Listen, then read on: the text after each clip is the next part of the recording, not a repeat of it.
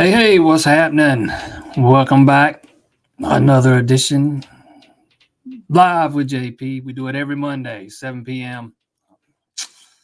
Rain or shine, we're right here every week. Clemson will head to Charlotte this weekend. ACC tournament looking to go back to back. Kind of steamrolled through that thing last year and man ended the season on a high note there, sweeping Boston College. Kind of a slugfest in the series opener, and then kind of outside of one inning in game two, you kind of controlled that thing. Particularly in the finale, they just rolled right over those guys. Man, Connacht was back to his usual looking self after having not had a quality start in his first two starts after taking a week off. Man, he was career high, in strikeouts on Saturday. They had some hits off of him, man, but they were scattered, and his command was just excellent. That changeup was just working. Now you go to Charlotte, you don't have to play till Thursday. You're in the same pod with Louisville and Miami, and those two teams have to play on Tuesday, so you know exactly which game you've got to win, exactly which game you've got to, or exactly which game you can kind of treat as a midweek game when it comes to your pitching. So it kind of pays to be one of those top four seeds when you get to the ACC tournament. Not the biggest fan of pool play, but kind of like Eric Backus talked about Saturday. I like I've always said, I see why they do it. To win, you only have to play 4 games to win it. You don't get bogged down in double elimination and burning up your arms as you head into a regional. So there are some positives, while it doesn't make for the most exciting brand of baseball when it comes to having to how you decide a conference championship in tournament play. But it is what it is. That's where we are. Again, I think Clemson's the key to whatever kind of postseason success Clemson's going to have is going to, come down to starting pitching. Can you get what you got out of Connacht on Saturday? Can you get quality starts out of Tristan Smith?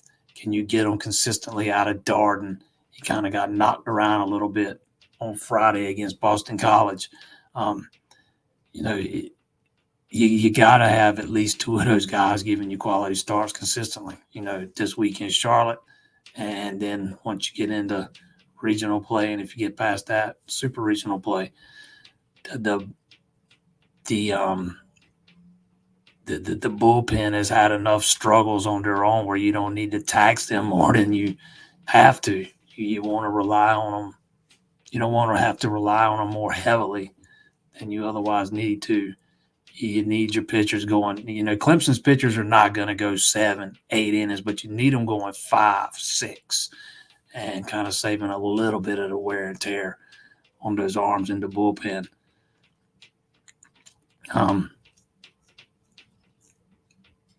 Getting pretty close to the big official visit weekend. You can scratch one name off the list. Had Josh talked to Josh Petty's dad this morning. Put it on the site earlier today. He's no longer giving Clemson one of his officials. He's supposed to be sending me an updated list. It looks like there's going to be some dates moving around and some schools added maybe. A lot. There's a bunch of talk about how he's going to end up going to the same school as his sister, and it might end up playing out that way. But that is, when Clemson and when Clemson's recruiting a guy like that, and then all of a sudden that relationship just kind of ends. That gives you an idea of the road that recruitment's heading down.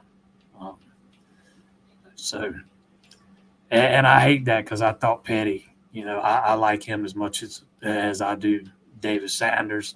He's gonna be a big time get for whoever lands that guy.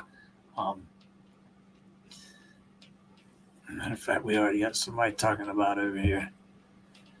Folks getting nervous again now that experts say Sanders and Petty will go elsewhere. Petty's definitely going elsewhere. There's no doubt about that. Attacking Dabo and Luke. I don't think it has anything to do with Luke. And I think, people's always assumed that Sanders growing up a big fan of Clemson and all this, maybe it helps Clemson a little. I don't know how much it helps. Again, I've been told he's basically hired an agent already, an NIL rep. So that's gonna play a big factor, I think. But the question is, how big of a factor is that going to be? What are the deciding factors? How much money he can land. Because I know a lot of big numbers getting thrown around by people in the media, but I don't know how much money offensive linemen are commanding, when it comes to guys coming straight out of high school. I don't know that any of them are commanding these big 7-figure deals, not even the number 2 or number 1 player in the country. I think those guys know, most of them anyways, know the real money's in the long game. But again, he's got an NIL rep. It's going to play a factor. And there's money to be made at Clemson in NIL. But Dabo's not going to pay you just to sign. He's not going to pay you just to come visit. You pretty much got to come and earn it.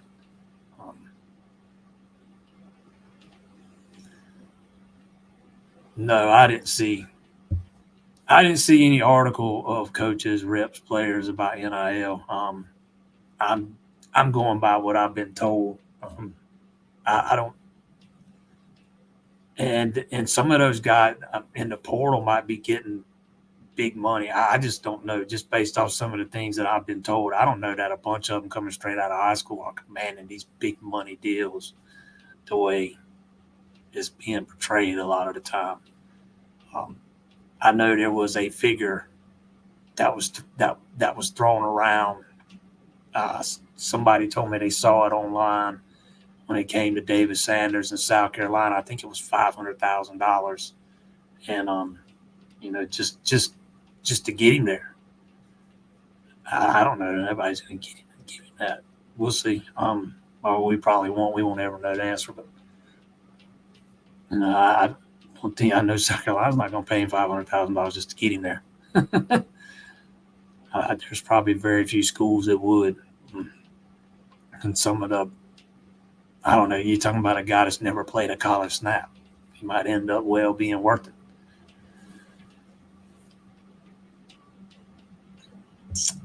Is Chauncey Gooden still interested in Clemson? I have not ever. I've tried to get in touch with Chauncey Gooden. I've not had much luck. I don't know. Based on some of the things I've heard, I've never had anybody tell me specifically what the issue kind of holding up Gooden getting an offer from Clemson. I have assumed that it's grades. Dabo, he's pretty adamant about reaching a certain benchmark with your grades and your GPA and that kind of thing, or Clemson's not going to offer you. I know that's the situation Gavin Blanchard from Jesuit has been in. He flat out told me that in a conversation I had with him. He's another guy that was at the elite retreat earlier this year, who's kind of been on the radar, but that's kind of been what the hangup is with Blanchard is the grades. And I asked him if he still had time to get them right, and he said absolutely. So I'm kind of assuming Gooden's in the same boat. And I know he's said publicly more than once that he was planning to give Clemson an official, but I still don't know that that's locked in for sure.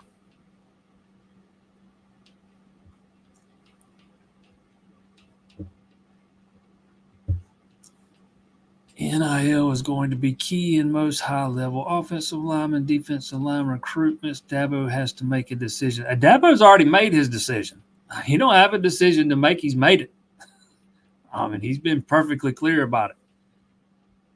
First and foremost, Clemson doesn't have all this NIL money to throw around. They've got what they've got, and they have chosen to focus what they have on retention and reward loyalty and production. They're not going to get into bidding wars. He's been abundantly clear about that. That decision's been made. Fans can like it. They cannot like it. It is what it is. And let's say they chose to take that all that money they're spending on keeping players rather and use it on paying recruits out of high school. I don't know that you're any better off, because you're going to lose way more guys to the portal and impact guys, something that really hasn't been happening so far. You're going to start losing impact guys because I don't know that Clemson can afford to do both. I just don't think they can. Not based on some of the things I've heard anyways.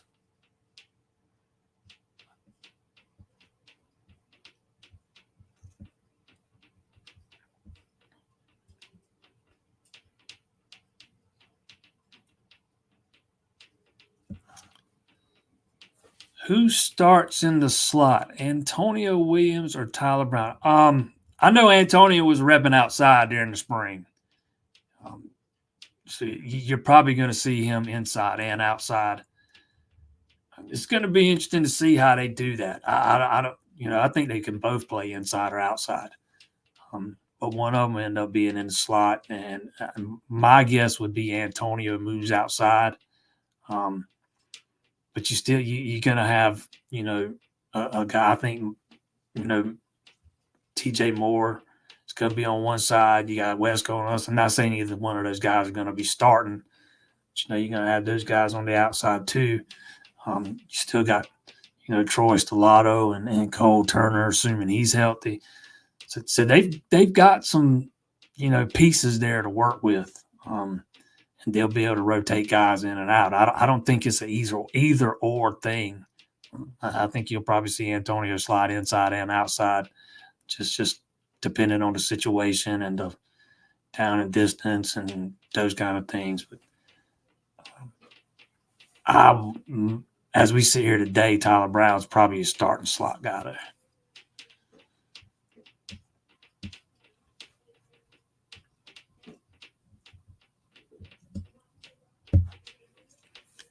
How do you travel? Yeah,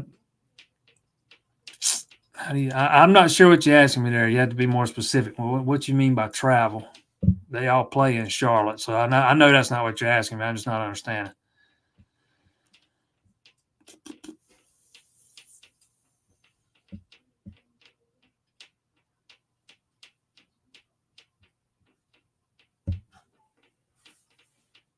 Dabo might need to relax on the grade stuff. These guys get tutors, at least when I was in school. He's not going to do it.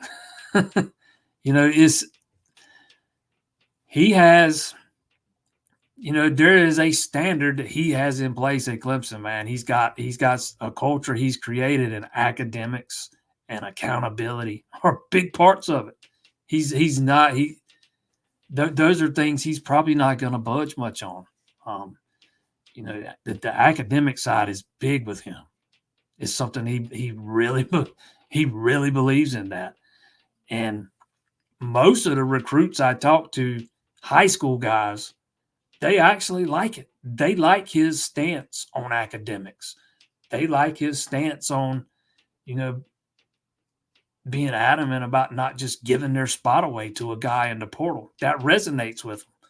Now, that don't mean you're going to land them all, but they like those things. I remember the conversation I had with Gavin Blanchard, man. He went into this long answer to one of the questions I asked him about how much respect he has for the way Clemson handles the recruiting process and the accountability and, the benchmarks with the grades and stuff.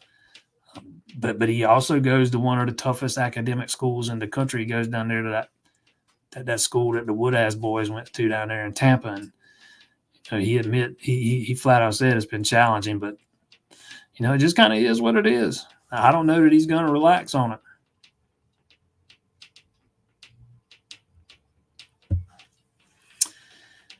Dabo may be deferring to Brownell and others and not sucking up all of the limited NIL funds too. Brownell has really had a lot of success when it comes to navigating the portal. He doesn't really have much of a choice. And I also, he don't like it, but he does it. Brownell's also got a lot of NIL support that Dabo doesn't have. And then you got to remember, when it comes to football, there are a lot more players to divide the money up between than we are in basketball. But Brownell he's got some NIL backing, and he's done an excellent job with the resources that have been made available to him. One of those other things that it kind of is what it is.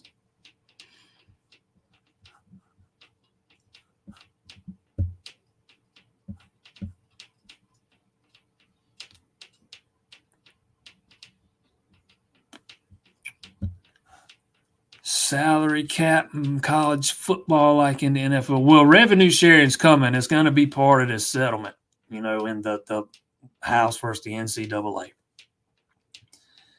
And the cap's going to be somewhere around $22 million a year.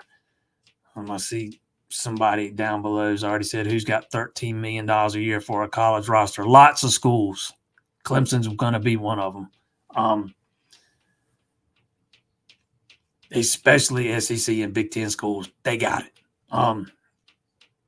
The question is going to become what happens to NIL, because it sounds like there's still going to be unlimited NIL and restrictions on top of, the revenue sharing with the cap. That is going to hurt Clemson big time if it heads down that road, and it sounds like it is. That means you're still going to have the collectives. And it sounds like schools are going to be able to handle those kind of deals directly. So there's going to be a gap between the haves and the have-nots, and the schools with all the money are going to be able to buy up all the talent. The sport's headed down a bad road. The NCAA just, they stood their ground too long and doubled down on this amateurism crap for way too long. They'd have given an inch, 10 years ago and let these kids legit make money off their own names, or maybe even, shared a small piece of the pie with them. Money that those kids are actually generating for them. We would probably not be here today.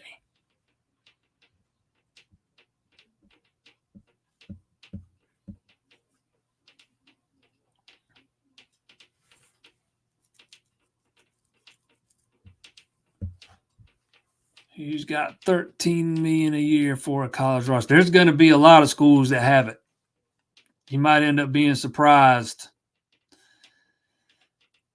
The television, the new TV deals for the SEC and Big Ten are about to kick in over the next couple of years. The Big Ten schools are going to be bringing in $100 million per year. And you can best bet they're going to use up every bit of that cap at whatever it's set at, 20, 21, 22, whatever it was. At least most of them. Same thing with SEC. They might not be quite at about $100 million a year, but they're not far behind. They're pretty much all of them will be doing it. I 100% expect Clemson, Florida State to be in that Power 2 at some point, probably by 2026, and I expect them to be doing it.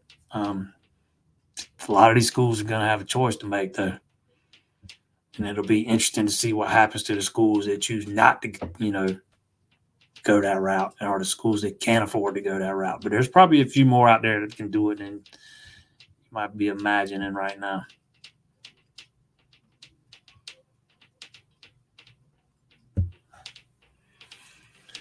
What's your opinion on Clemson and the service academies are the only non-portal teams? Look, I don't really have an opinion on it. Clemson tried to add a couple of portal linemen after the season last year. I'm not a big fan of the philosophy. Um, they kind of tried to use the same philosophy they apply to high school kids, to the kids, those kids in the portal. And it's, I kind of, buy into what Dabo Sweeney was selling the other day. In general, there are kind of three types of players in the portal. Um, Kids that are looking for more playing time or guaranteed starting gigs being the first.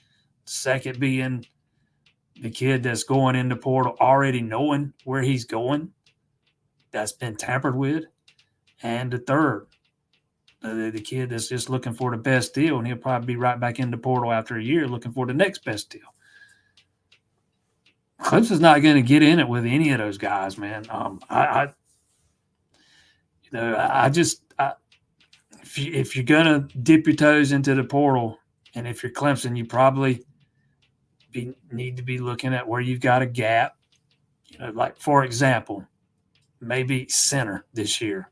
And maybe, Ryan Lithicum or Harris Sewell ends up being great, and it turns out they didn't have a gap. Let's just say you did at center, and you go out and get a grad transfer who's got 1 year left to kind of bridge that gap one more year for Lithicum or Sewell, whoever's going to take over. But instead, they chose to go the route where they were struggling to get some high school offensive linemen last year. They tried to go make up for that in the portal, take some guys that's got 2-3 years eligibility left, guys they thought they could finish developing. And they all, one took the better deal. He ended up, committing and decommitting and then committing to another school. One ended up taking the guaranteed starting gig at Georgia Tech. And the other ended up taking, a third ended up taking a better deal situation for himself, because Dabo Sweeney's never going to guarantee you a starting gig. It's just not. It's not who he is. You got to come earn it. I kind of respect it. I wasn't again, I'm not a big fan of the philosophy they used in the portal last year. I don't think when you're looking for guys that have 2-3 years of eligibility left, and you're telling them they got to come in and compete, and you're probably not offering them a ton of money, because you're not going to overspend on a guy that's not coming in and starting. They're just not going to do that. So you're probably not going to have a lot of success when you're trying to do it that way. That would be my only, real critique. If you're going to go after somebody that you got, that you're pretty much know is probably going to come in and start for you. But again, another thing Dabo talked about since the springs ended, that going into the spring, they were open to the possibility of adding a center, or at least exploring, the options. And then once they got through the spring, they decided they didn't want to do it because they were satisfied with what they had.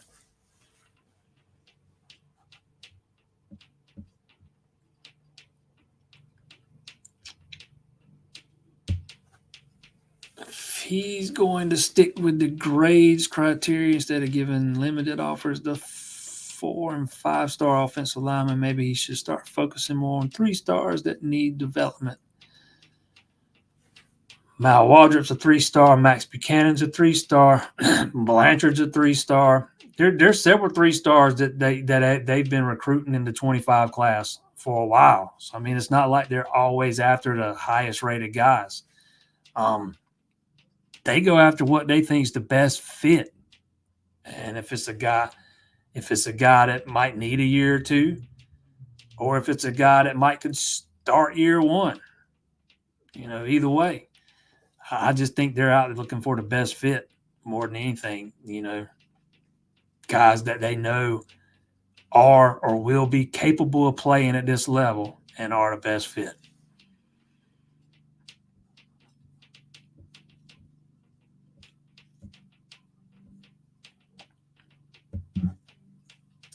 And that's the thing, if you pay the big money up front and then you got to worry about those guys leaving in a year, and then you've got no return on your investment. It's a very fine line, very fine line. He is and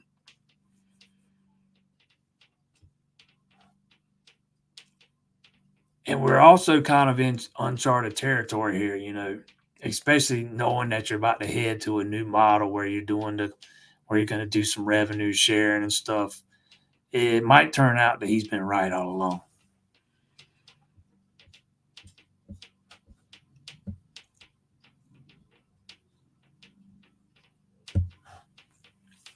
Wasting most of the calendar year waiting on guys that are going to command big bucks is not very feasible. Is that what they're doing though?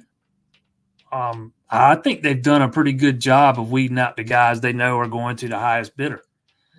But you don't have any choice but to wait out guys. I mean, that's the name of the game. Very few guys are, they ain't a bunch of these guys ain't making the decisions before they get through June officials. That's just the way it is. And I think Dabo's been pretty successful at weeding out the guys who are looking for money first. Obviously all these guys want to make some money. Even the guys that need to be developed, the 3-star guys that still need developing, like you said a minute ago, they want to make money too. But not every 4-star and 5-stars out there looking for the biggest payday. Look at Bryant Wesco, TJ Moore last year. Look at Sammy Brown. And I'm not saying David Sanders is going out specifically looking for the biggest payday. I just think NIL is going to play a factor in that thing, and I just don't know how much of a factor yet. But you wait on a guy like that because if you've got a shot, you've got to take your swing. And they've got a shot. Who they don't have a shot with is Josh Petty. And that one kind of worked out. They're no longer going to take their swing.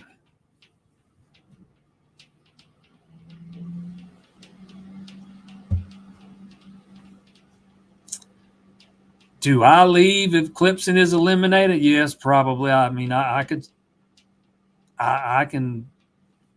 I wanted to, I could go up Tuesday and watch every game, but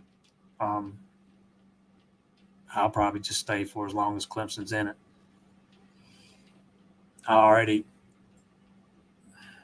already going to be going from home enough over the next few weeks. So if they get eliminated, I'll probably be heading back to the house.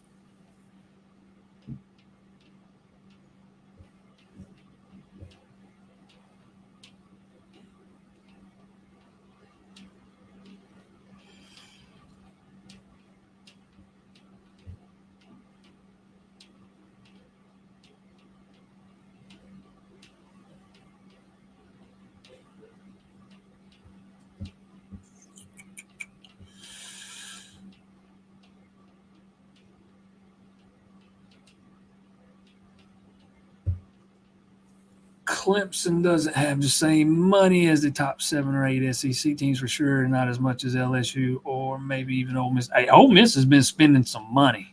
They went all in on this season, kind of like Florida State did last year. Kiffin's got a lot of NIL support there. And if we're just talking about NIL money, they probably got better support than Clemson has on the football side of things. Absolutely.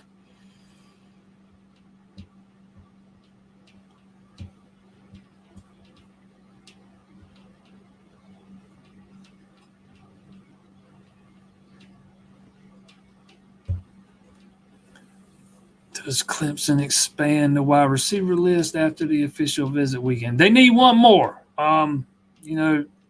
Samari, Reed, Cortez Matthews will be here that weekend. That's the 2 wide receivers that'll be there.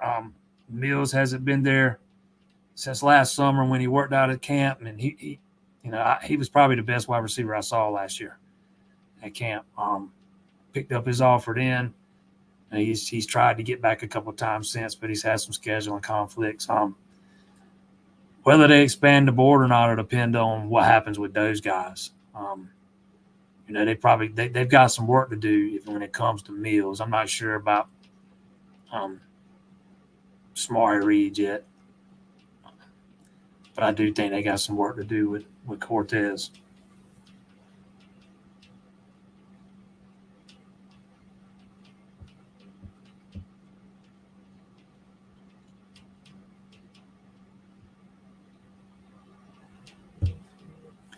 I think Dabo needs to get his hand forced. How is his boss letting this crap happen? Because his boss and the president and the AD and Dabo all kind of have the same vision. That's they kind of all view things in the same light. That's they're all on the same page. That's the answer to that question.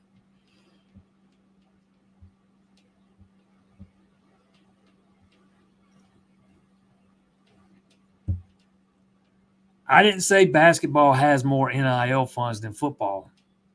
You got to have a lot more money for football because there's a lot more players to divide it up among. I don't know the specific numbers. I just know that Brownell has this support. He's got NIL backing from a couple of from some really good basketball donors. Let's put it that way. That doesn't necessarily mean there's more NIL money for basketball than football. That's not what I said at all. There's only 13 players on a basketball roster. You got 85 on the football roster.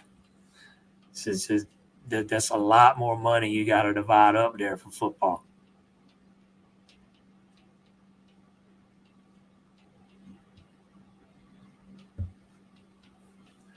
I've gotten used to the fact we don't have big bucks when it comes to recruiting offensive linemen. You can't just focus on limited offers to high 4 and 5 stars and scramble at the last minute. Yeah, I would just suggest taking a look at the offensive linemen Clemson's offered in this class. They're not all high 4 stars and 5 stars. There's several 3 stars in there too. They might end up being more 3 stars at the official visit weekend than there are 4 and 5 stars. I think right now the only 4 and 5 stars, off the top of my head, Mario Nash Jr. and David Sanders are the only 2 4 and 5 stars that are going to be there. I think all the rest are 3 stars.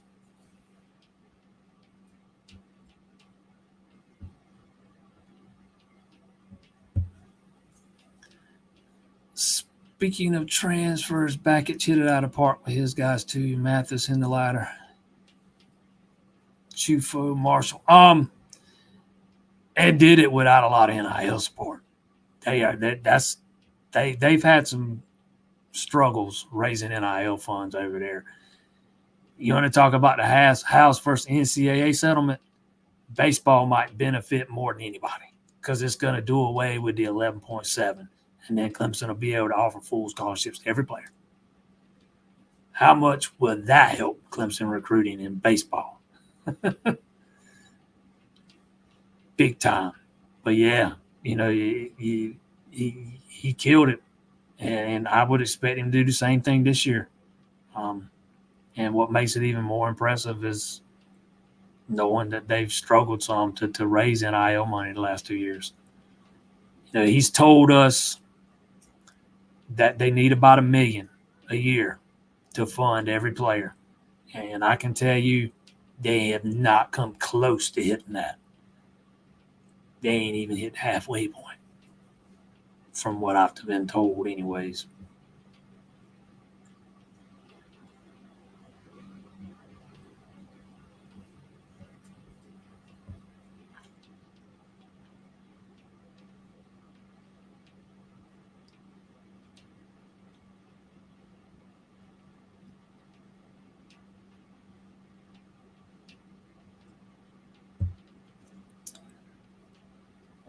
Will Sammy Brown be the starter by the end of the year? I don't know, man. I think people are underestimating Woodaz a little bit here. I'm not going to say it's impossible, but I'm not going to say it's probable either. I think Sammy Brown's going to play. He's going to play a lot, but I don't know. It's a possibility. But Wade Woodaz has kind of developed into a really good linebacker. His football IQ is off the charts, and Dabo Swinney kind of touched on this a little bit in one of the interviews he did recently. Can't remember where it was or who it was with, but he made it pretty clear that Woodaz is firmly entrenched in that role right now. And firmly.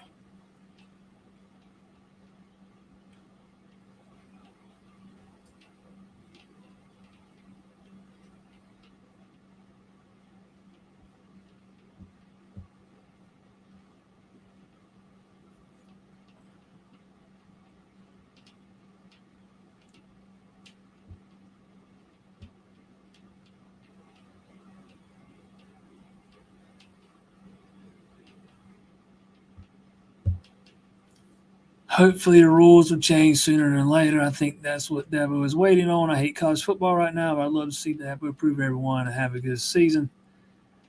When those rules change and we go to some type of revenue share model, to me, that's professionalizing. Guys are going to have contracts. There's going to be some type of cap. And Dabo caught so much hell, several years back when he said something about that would be the day he left and went and did something different. That's what he was talking about when they professionalized. He wasn't talking about when players were able to make NIL like so many national media guys try to make it out to be. He was talking about when they professionalized and did players unions and those kind of things. And I think we are on the precipice of at least some of those things.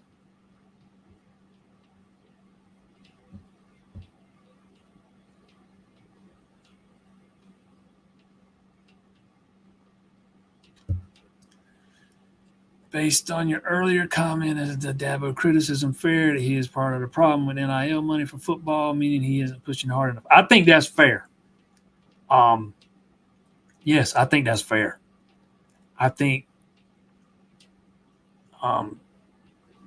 he could definitely push, make a harder push and be more decisive with some of his comments about when it comes to fundraising and be more adamant about how necessary it is to donate to the 110 Society on top of what you're doing for IPTAY. I think, and I've had this conversation with other people before, and I'm not the only one that thinks this. I think his messaging could be clearer and could be better. Absolutely, 100%.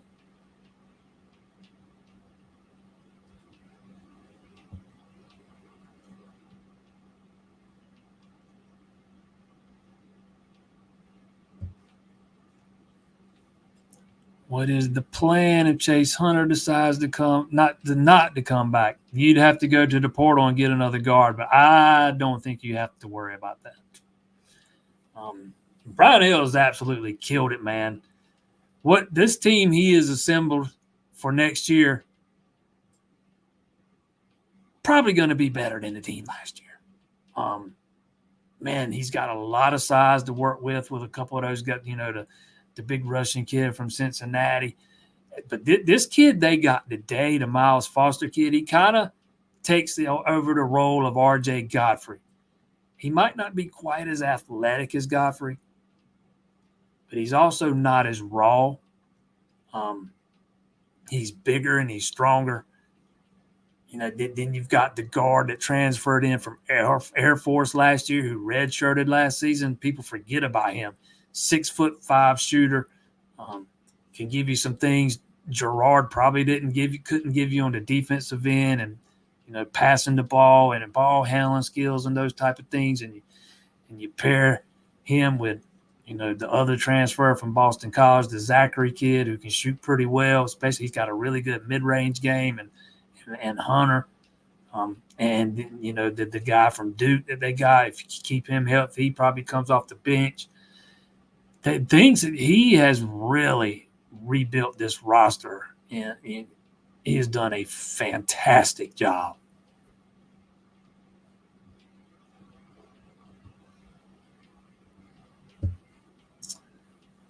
Offensive line is one of the weakest positions for Clemson historically. Yeah, and it's kind of it's one of the things that hinders them on the recruiting trail. You go, they do not have any kind of a track record for develop or producing high round NFL talent. That guys that get taken fairly early in the draft. Jackson Carman did. I think he went in the second round, and then one of the other guys went in the fourth round to the Rams, I think it was. But, they just haven't done it on a consistent basis, and it gets used against them on the recruiting trail, and that's a big part of why Dabo wanted to bring Matt Luke in. Matt Luke has that track record. That's going to resonate with some of these offensive linemen, man. I think Clemson, you might not see the results immediately in the 2025 class because Luke kind of got a late start with some of these guys. But I think you'll really start seeing results with some guys in the 2026 class. And I think you'll start seeing some results with play on the field too. I don't know, you'd like to hope it's immediate. But especially after he's had a year in this program, I think you're going to see a different offensive line than what we've been accustomed to seeing out of Clemson, for the past however longest, man, because there's been too many times I've seen a team like Furman or Citadel kind of come in here and push Clemson's offensive line around sometimes, and that should never happen. Never happen.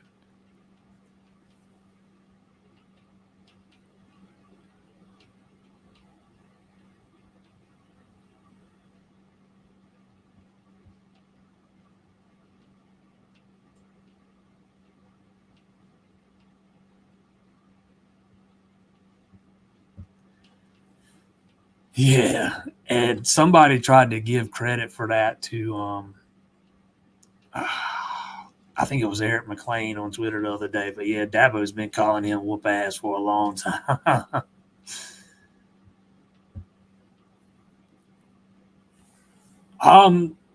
I say the same thing I've been saying. It's you gotta get quality starts from those guys, man.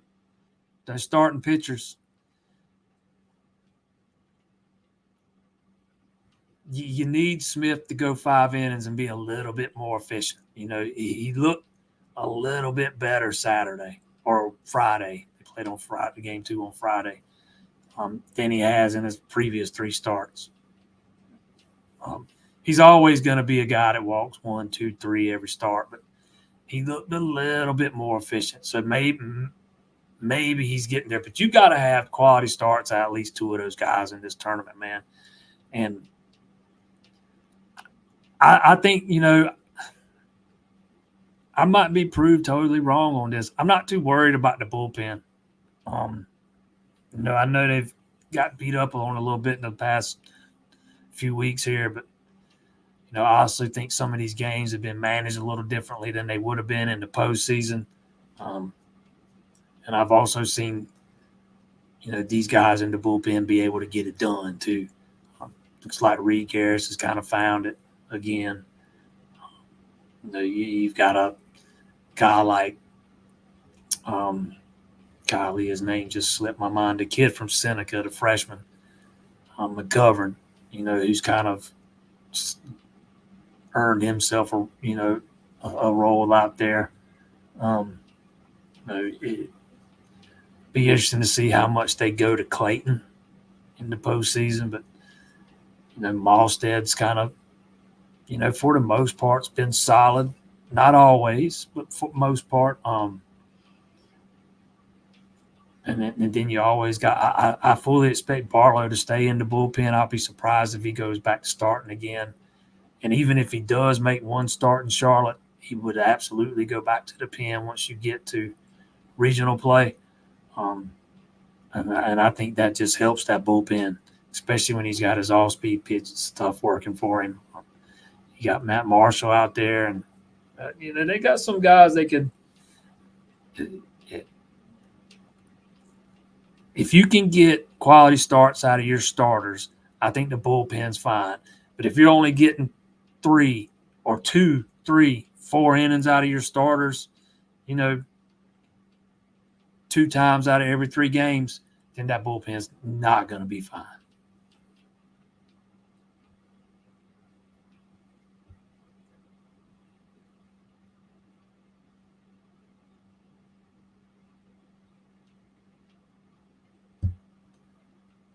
Starting along the defensive line, you got Parker and Woods are going to start outside. K Park's going to start at one of the tackle spots. I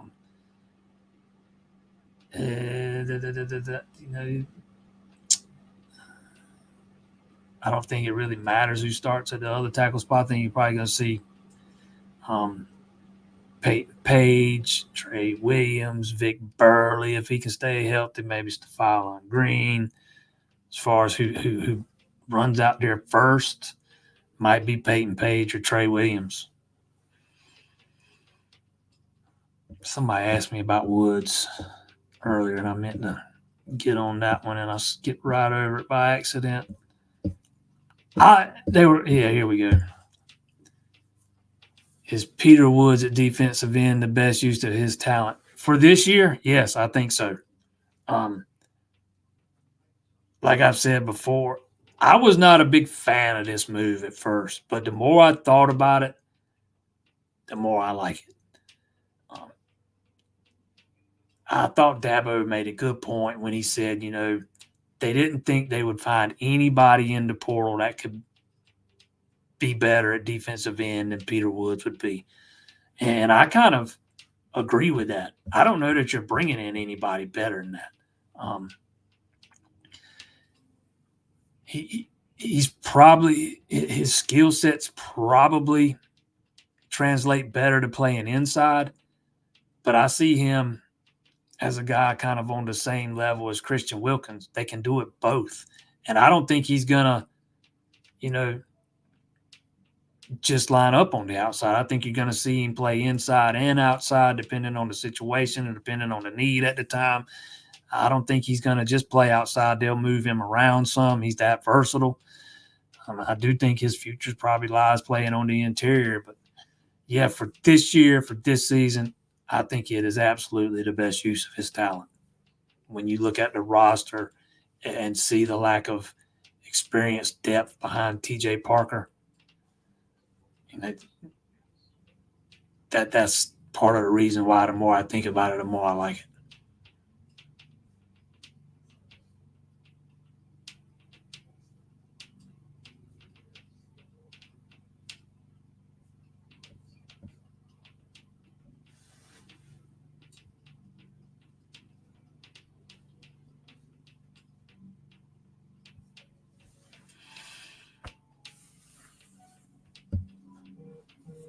Do you know why Jack Clark decided to transfer after being a starter this season? Jack Clark didn't even know he had another season of eligibility.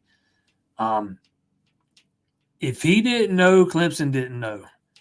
So I don't think Jack Clark was ever in the plans for next year. Simple as that.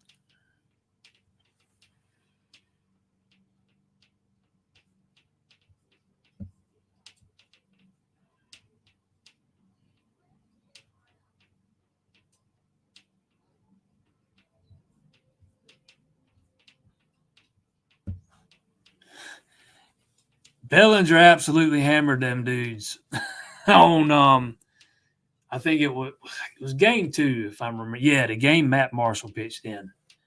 I don't know what it was. Marshall did something that it looked like just set Bellinger off, man, because he shot out of that dugout like a cannon. I've never seen him get to the mound that fast. And he lit into Marshall. And then after that, when he caught when they got back to the dugout, he caught all the pitchers there, and he just lit into them, man. He asked them, "What the F are we doing?" Yes, he hammered them dudes, man.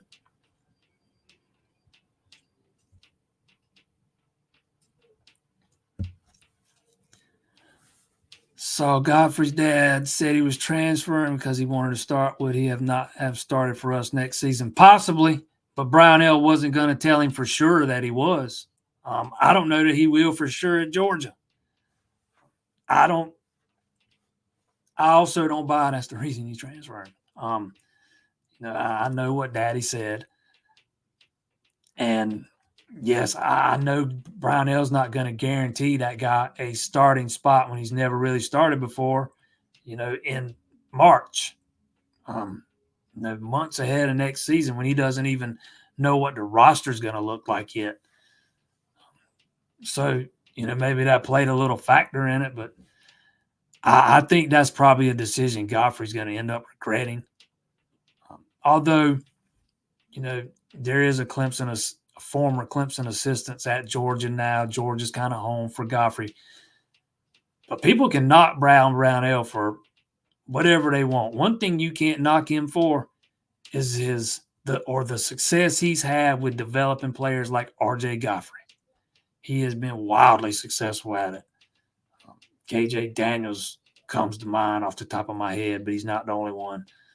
A guy that was really green and raw when he got to Clemson, and K.J. Daniels ended up having, played a little while at least for a minute in the NBA. So we'll see how that works out. But yeah, Brownell's not guaranteeing that guy a starting spot. He's going to, especially when he doesn't know what his roster is going to look like.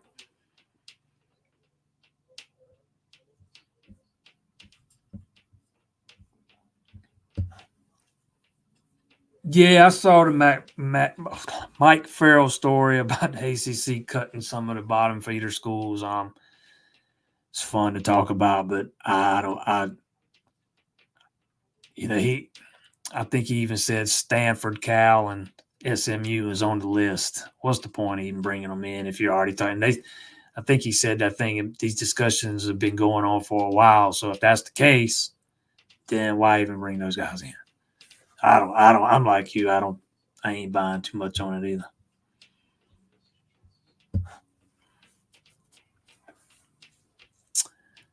My thoughts on Cade. I've been pretty transparent on my thoughts on Cade. He is not where I thought he would be at this point in his career. I was like everybody else I know. I was fully sold on Cade coming out of high school. That kid had ice water in his veins playing there at Westlake in one of the toughest high school divisions in the country, not just in that state, in the country. They played elite competition, man, and he was undefeated. Again, ice water in his veins, just looks like he has that it factor. Then he gets to Clemson, and he's kind of like a deer in headlights, and he, we all see he's not that, or he's not that yet, anyways. I still think Cade can be a solid quarterback. He's not going to be Trevor Lawrence. He's not going to be Deshaun Watson. He's not a generational guy. But I think he can be good if the game slows down for him. And it kind of started looking like it was slowing down for him towards the end of last season. If you can get the Cade Klubnik you got on that last drive against Kentucky, I think you'll be okay. But yeah, there's still a lot of unanswered questions about Klubnik. But we've seen plenty of guys that were not ready as freshmen or sophomores develop into more than solid quarterbacks as a junior or a senior. Look at Joe Burrow.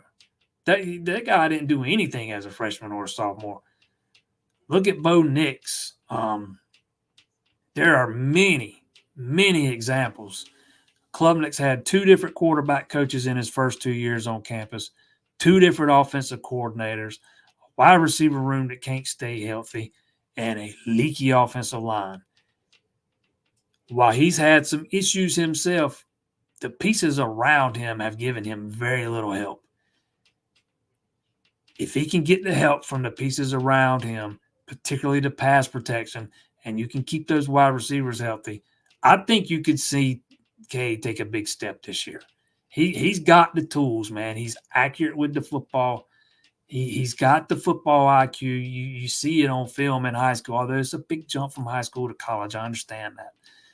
But you see the, again, the football IQ, is there. He's just got to figure out how to tap into it and let the game slow down all the way.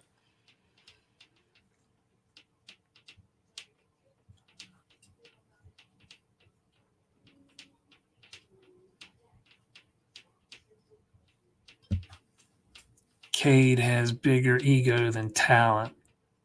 Yeah, I don't know about that, man. I've been around that kid some, and he's not egotistical at all.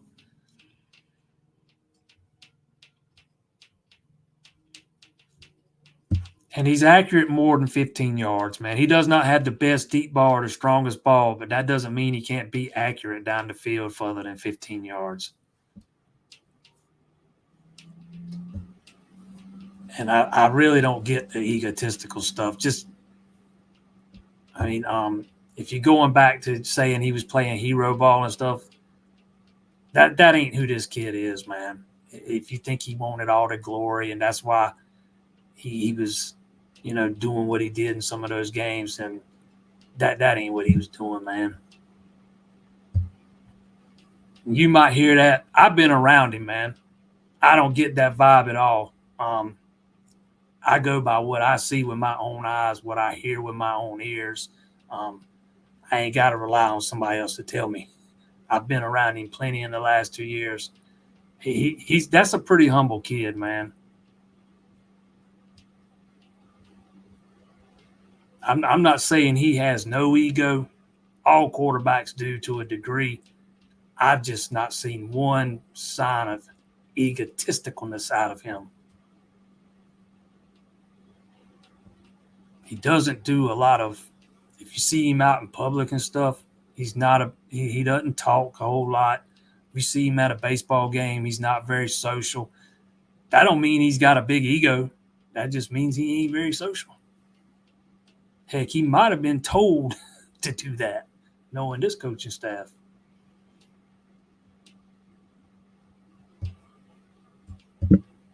Yes, his deep balls have a little bit too much air on them sometimes, but that doesn't have anything to do with his accuracy, on the rest of it.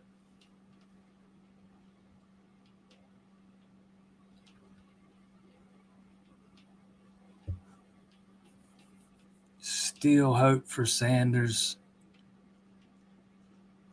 ending up a Tiger. I have been saying for weeks that I have never got the warm and fuzzies, and that's the way I've said it every time when it comes to Sanders and Clemson. I might be dead wrong. I might be proven dead wrong. I just don't feel it, man, and I never have. I just think NIL is going to play way more of a factor in this thing than a lot of people originally thought. But we'll see. They get to take their swing. He's going to be here that first weekend in June. We'll see if they can seal the deal. But I think he's going to end up taking all his visits. And with a guy like that, getting the first one's probably not the going to help you. Absolutely agree with that now. Yeah, he definitely trying too hard. I would say ego is the wrong word. Yes, I do believe he was a guy that was trying to do too much. Like not handing the ball off there in the Miami game there at the goal line. I know he catches hell about that Florida State to play it in the Florida State game where he on the run pass option where he ended up throwing it out where he should have handed it off. But I'm telling you, if you go back and watch the replay, man, Clemson had the numbers. If the wide receivers block, they pick up that first down. In theory, it's the right play. But he should have handed it off still.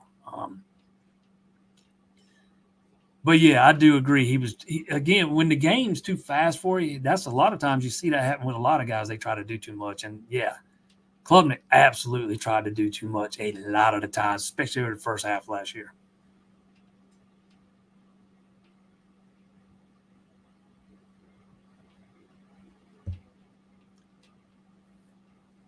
Last one, yes. The offensive line is probably the hardest position to evaluate. Let's put it that way. You never know which guy's gonna, we've seen a bunch of 5-star offensive linemen not really pan out at the collegiate level, and we've seen a ton of low to mid 3-star guys end up being 10-year NFL veterans. It is the hardest position to evaluate. It's basically a crapshoot sometimes, man. Let's call it for what it is.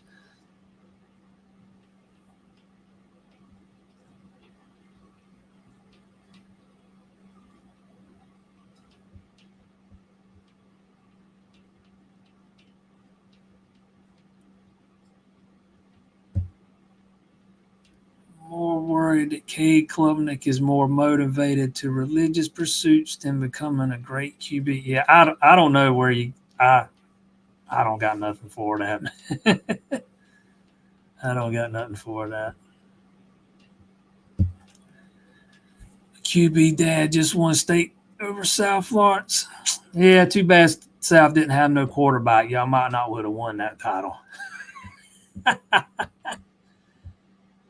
Cutter was good that day, though, if that's who your son is.